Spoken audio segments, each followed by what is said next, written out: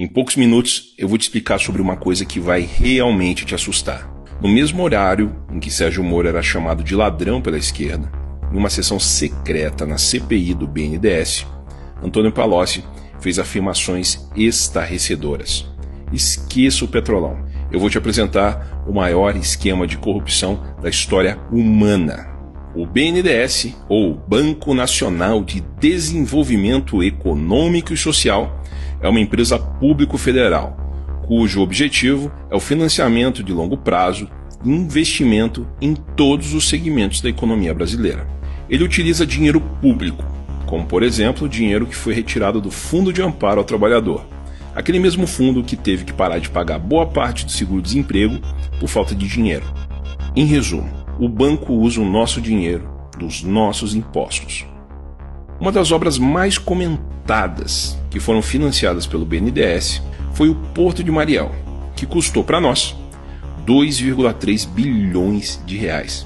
Para você ter uma ideia, 1 quilômetro de asfalto no Brasil custa em média 1 milhão de reais. Com esse valor, seria possível asfaltar mais de 2.300 quilômetros de estradas ou construir mais de 8.800 postos de saúde. Ou seja, não faz muito sentido emprestar para Cuba um valor que provavelmente não será pago, poderia ser utilizado no Brasil. Mas o que Palocci, o eterno braço direito de Lula, disse na CPI? Segundo Palocci, o grande articulador do esquema para roubar o BNDES era Lula, que o total liberado pelo banco em transações duvidosas foi em torno de 500 bilhões de reais, exatamente a metade da quantia que a reforma da Previdência pretende economizar para salvar o país em 10 anos. Palocci afirmou que o ex-presidente tinha como objetivo uma espécie de poder mundial, financiando obras e eleições de nações amigas e ganhando muito com isso. Palocci afirmou que tentou remover de Lula a ideia de utilizar dinheiro público para financiar obras em outras nações, mas que Lula não deu ouvidos. Para conseguir as liberações, era preciso burlar o sistema. Isso nunca foi um problema para o PT. Como o dinheiro era roubado.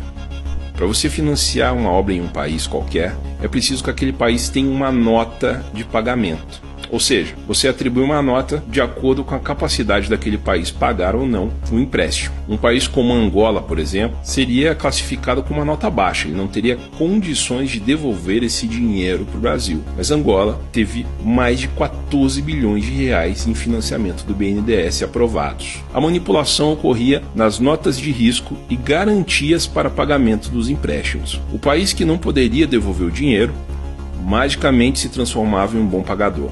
O resultado disso é que esses empréstimos provavelmente nunca serão pagos. O TCU já vem um bom tempo investigando essas movimentações e apresentou um cálculo. O cálculo é o seguinte: cada obra no exterior financiada pelo banco, em média, desviava 50% do valor liberado.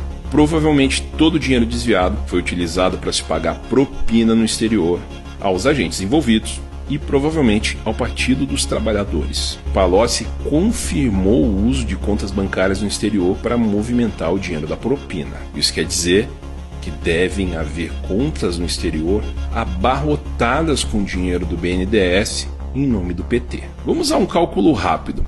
Se 500 bilhões foram liberados para países amigos e desses 500 bilhões, cerca de 50% do valor era propina, estamos falando numa bagatela de 250 bilhões do dinheiro do contribuinte brasileiro em propinas. Outra coisa que chamou muito a atenção do TCU foi a liberação de empréstimo acima do valor da obra. Por exemplo, uma obra que custava 200 milhões recebia do BNDES 600 milhões. Provavelmente esse dinheiro extra também era propina. Segundo Palocci, dentro do Brasil, Lula tinha outro esporte: criar bilionários. Ele dava a palavra final nos escolhidos para serem campeões nacionais, como o JBS, Odebrecht, Eike Batista e vários outros empresários mega milionários. Enquanto milhões de empresários sofrem todos os dias para manter suas empresas abertas sem nenhuma possibilidade de conseguir um financiamento do BNDES, Lula escolhia a dedo os novos bilionários do Brasil. Mas, como eu disse, esse é só o começo. Algumas perguntas ficam.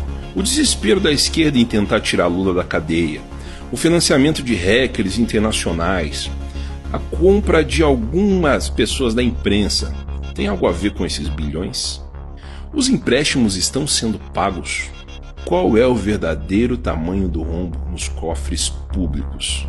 Que a caixa preta do BNDES seja aberta e que possamos saber de tudo isso. Vamos esperar a resposta desse que já é considerado o maior esquema de corrupção do planeta.